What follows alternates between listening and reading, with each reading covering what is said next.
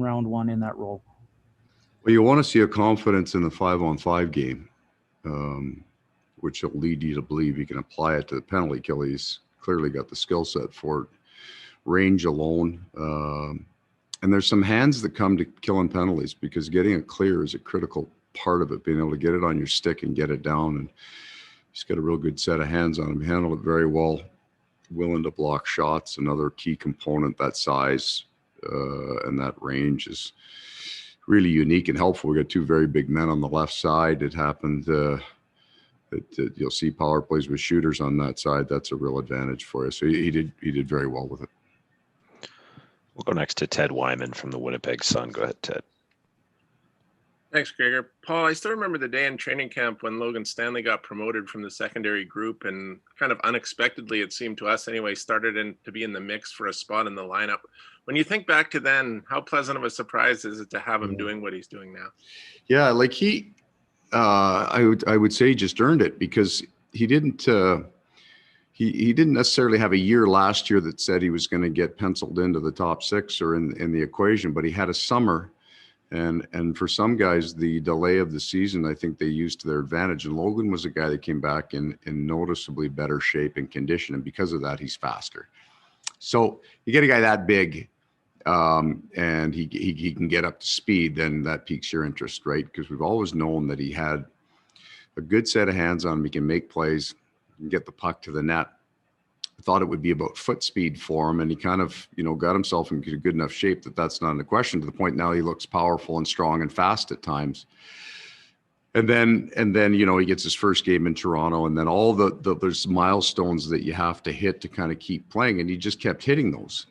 We still think there's an offensive part of the game that was almost maybe what he would say is his key asset kind of coming in, that's still going to develop, I think. But he's doing the other parts that will get him ice time, right? He moves on to the penalty kill. It's 5-on-5 play. He and Tucker have been really good together. So he's covered an awful lot of ground in a short period of time. But it's kind of like one of those one-hit wonders, right? You hear the song, you love it, and you say this band came out of nowhere, but it's not true. The years in the minors were really important for him to grow into that body, to get the confidence. And there's another thing for defensemen, as you get to a certain point, especially if you played in the minors, you want it so bad that you kind of feel like you've deserved it or you earn it. I would also add in with Logan, in the summertime, he spent some time with Mark Scheifele, and I think that had a really big impact on him and kind of getting him fired up for the opportunity to play here, because he came back that's not fair. He came back and had made a tremendous amount of improvement over the course of his training in the summer, and that really opened the door for him. We'll go next to Jeff Hamilton from the Winnipeg Free Press. Go ahead, Jeff. Sure. Hey, Paul, when you look at Logan Stanley, a lot of people focus on, obviously, the good stick, the long stick, the big body, but it's got a sneaky good hockey IQ. His decision-making seems to be in the right place. He doesn't put himself in a lot of bad positions. You don't see him highlight where he's doing something bad. Have you noticed that hockey IQ in that? Yeah. That's why he's in the lineup. So you can almost tell by the video that you're bringing back to him. So Charlie Huddy would do video with him almost every game. And there's not a lot of big mistakes where you're way out of position, that your read was way off. It's small area adjustments that and that's usually a really good tell that you're not, if you don't have to go through the system with them, the basics of the system with them, and that he's seen it a few times. And you know what, Pascal Vincent does a wonderful job, and his staff in the American League. The guys that we bring up, we don't have to spend a lot of time on systems, and that's the foundation of getting into the NHL. Now it's just about adjustments. This is what you're good at. This is your skill set. Apply it differently here. So you're right about that. He's not a guy that shows up on the video a whole lot with that where the hell is he going? Those kind of things. You get some young guys in there and you don't understand the read he's making on the ice. His reads are good. How he applies them and the foot speed that he applies them, those are the things that we would have talked to him more about. But you're right.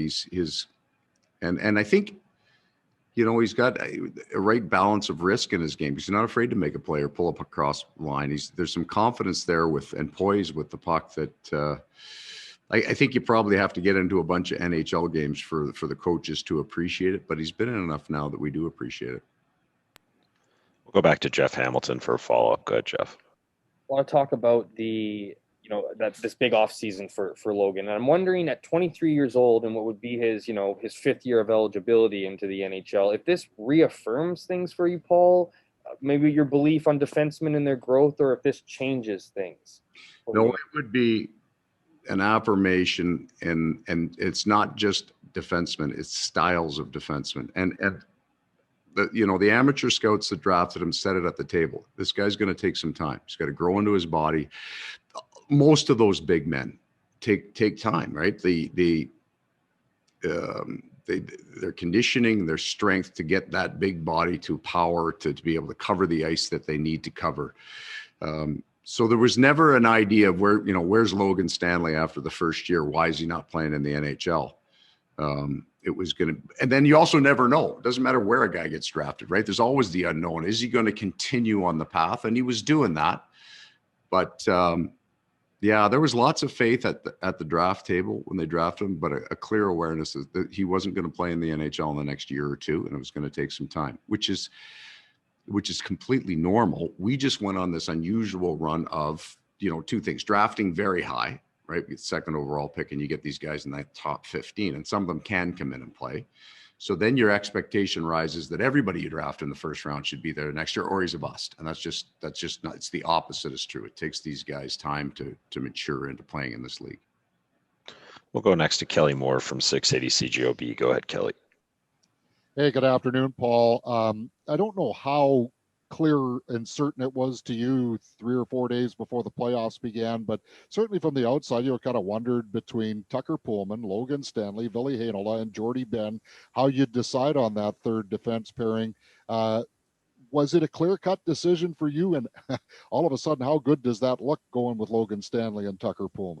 Yeah, that one, I had told Logan, we had been working Ville in, and we wanted to see Jordy, and I liked both of their games, but I had told Logan going into the third last regular season game that he was going to be playing in that game. He was going to play the next game. He was going to play in Toronto, and he was going to play the opening game of the playoffs. So Logan for me really wasn't a great question mark whether he was going to be in the lineup or not. Tucker had kind of dealt with some injuries, and it was going to be whether Tucker got back to it or not. Like if we felt that he was at speed, that he could do what he could do. And some of it's left and right, because we had Ville play left and we had him play right, and it was a challenge for him to play right. That doesn't mean there's anything wrong with Ville. It's just, he's a rookie, and we threw him over on the right side. I think he ended up -2, but I didn't weigh that as a negative for him. It just said we just learned something. He may play right his whole career. It's just not going to be in the playoffs in the first round in his first year. Jordy, we liked on the right side for sure. So that was probably where we were going to go. Like if we didn't feel Tucker was there, that the offside guy was probably going to be Jordy going in. And on the left side, it might be Ville, but we had that kind of mapped out probably 10 days or maybe a week before playoffs were going to start, that would be the direction we would head. We'll go back to Kelly Moore for a follow-up. Go ahead, Kelly. So, Paul, from that perspective, then, was Tucker Poolman's performance in the first round against Edmonton what you expected, or did that turn out to be a little bit more than that?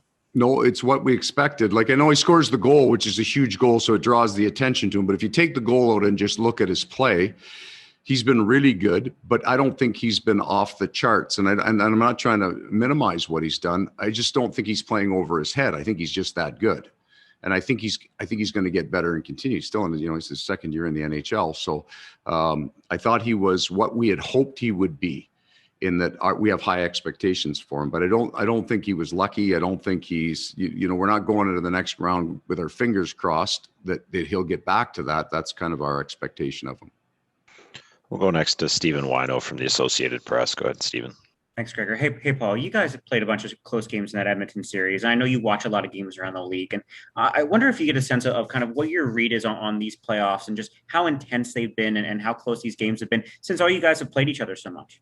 Yeah, I think that has something to do with it, Steve. Like the familiarity that these teams have with each other is higher than maybe it's ever been. And so you look at, we go, Calgary, we played Calgary in the play-in round, but I think we had played them twice in the year prior. And even though that St. Louis is in our division and we played them 4 times, but we're going up against Edmonton, we play them 9 times, right? So everybody has that that understanding of the other team and style and all those kind of things in the game plan that you would have to play against them. So I think that's it. I also think it seemed, I think having people in the building in the States is an advantage to the energy level, right? Like just even Carolina, Nashville, there seems like a tremendous amount of energy in those buildings. And I think it's a little bit of a powder keg because we haven't had it for a long time. And once you get it, man, you can get to another level. So much of hockey is just emotion. The X's and O's are there, and that's really important. And the adjustments we all talk about, it's really about the quality of the player that you have and the emotional level that you can get to. And having fans in the building really makes a big difference. So I think, and even when we started and there was like, I don't know, 2,500 in some buildings, it sounds different, right? And the players seem to be feeding off that. So I think it's going to be a really, really intense playoffs as it keeps going, especially as more and more fans come into the building. We'll go back to Steve Wino for a follow-up. Go ahead, Steve. Yeah, you mentioned that the fans thing, Paul. The momentum shifts in these playoffs they come in waves. And you guys did it with a 3-goal comeback without fans. How different is it to change momentum or shift momentum in a game in an empty building versus a full building? So I think it's harder in an empty building. I do. I think that the home team can get I always thought that a goal cost you about 5 minutes, right? Like on the road or at home, you had about a 5-minute window to keep it going and a 5-minute window to shut them down because the crowd is just buzzing. And I think it's more true at this time of year. Obviously the crowd's full and loud. They've lost their minds, but the farther you go, you're kind of more playing on fumes, right? And it's not even physical, it's emotional. Right. Well, you just think of how emotional our week was, right? That first game was a 2-1 game, 3 overtime games, triple overtime, back-to-back games. It was a huge emotional cost for both teams. I think if that Oiler-Jet series gets to 7 games with no fans, the quality of hockey would have been 0. It had just been a disaster out there because there would be nothing left. The fans drive it. The farther you go into the playoffs, they're just there. That's the emotional well that you draw on. Just a couple more for Coach. Go back to Ted Wyman from the Sun. Go ahead, Ted. Thanks, Gregor. Paul, I just wanted to revisit something from Game 3. There was a couple of situations where there was a potential offside, potential goalie interference, and it looked like you were giving thought to a challenge. I'm just wondering how difficult is it to make those decisions so quickly, and how much does the threat of a penalty in the key situation play into it? Well, it played a huge role. First of all, when the goalie interference, we had killed off one, hadn't killed off the second. And if I was wrong, there was still a minute 43 on the clock. So there's no way I was calling one there. You get the number 1 power play in the league, unless I was sure, right? Like you've got to get it overturned. So once the call on the ice is made, you've got to be, there's not a gray area. So when you look at, I don't want to weigh in on other games. When you look at that Minnesota Vegas game last night on that call, if you don't know what the call on the ice is, then you can make your argument, right? But when you know the call on the ice, you got to feel pretty confident you overturn it. Now it's late in the game and they're thinking, well, we need to get this overturned. I got a great penalty kill. I understand what Pete was doing. But in that situation for us, unless I'm 100% sure, I'm not making that call because we're still within striking distance. If I put them on that team on the power play on a 5-on-3 for a minute 43, they're scoring again. The game is over. So the score matters. Knowing whether you're right or wrong, like you can make your arguments either way. It's not even about that. It's about what's the call on the ice and what are your chances of getting that call overturned. And that, boy, that's a tough one. So I looked down on it. I didn't think there was enough to make that call. But when you look at the clock, there was no way I was making that call based on the clock. If I thought there was goalie interference and I had a legitimate, I'd have made the call for sure. But I didn't feel that, and the clock told me you're gonna regret it if you do. And final question to Jeff Hamilton from the Free Press. Good, Jeff. I'm just going to ask you about one more thing about Logan. There's a couple snapshots in these playoffs of just him with this raw emotion, this this confidence. You can feel the confidence he has with his teammates as part of this group. And I have this theory that when you're that tall and that big, you can't really hide from your teammates. You can't really hide from your coach. Yeah. So I'm wondering about Logan Stanley, the guy, the man, right, and how he fits into that team. Right. Yeah, when he's hugging Connor Hellebuck and you can still see his head, this is a big man, right? If you're try to pick a guy, if you're, Connor McDavid, and I don't want to use a name, if you're a first pick overall and you're a really talented guy, how you fit in the room doesn't necessarily matter, right? You'll get 2 or 3 years to figure your way out in. But if you're not, and you're a player trying to make the team, and there are other options out there, your personality in the room does matter. And I'll give you a perfect example. So what is it? 4 years ago in November, December, Kyle Connor's trying to make our team, right? And Wheeler says, hey, why don't you give us the kid for a few games? Let's see. He says, I know he's, got some holes in his game, but he's a good kid. He's working hard. His attitude's great. So the players want him. They accept him in the room and they want him to be a part of it. So Logan's like that. He comes up. He's got a great personality. He's kind of got the big smile on his face all the time. He's not like walking into the room like a 10-year vet. He's figured that right way to walk into the room, but the guys really like him. And I think that there's a big psychological advantage to that for that player. Because you walk in the room, the morning shift says, hey, Logan, how you doing? They've connected on the ice in the summer. You feel more a part of it, and that brings out a better game. If you're isolated from the rest of the team because you can't figure out how to fit in, or you think that you're a 10-year vet in your first year and you can't figure out not to be the first guy on the massage table, all of those little things that you got to learn. If you get it, so Logan is accepted in the room very quickly. He figured out how to get into the room and have the players really support him and rally around him. Thanks very much, Coach. Okay, guys. Thanks, everyone.